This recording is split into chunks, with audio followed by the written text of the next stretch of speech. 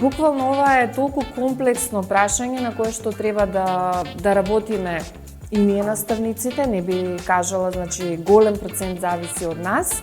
Меѓутоа и самата организација и самите концепции на образование кои што многу често се менуваат во нашата држава и не можеме цело време да ги оствариме целите до крај. Меѓутоа, главниот дел кој што можеме ние како наставници по математика да влијаеме е типот на задачи и мотивираноста на учениците што ќе им ги даваме за време на часовите и начинот на кој што ќе ги мотивираме.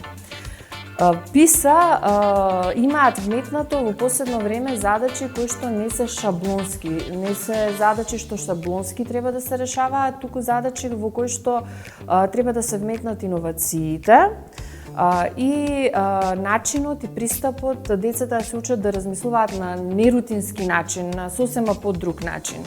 Да имаме задачи со проблемско ниво и задачи за примена на математиката во секојдневниот живот. Значи да се трудиме како држава кај учениците да стекнеме трајни знаења.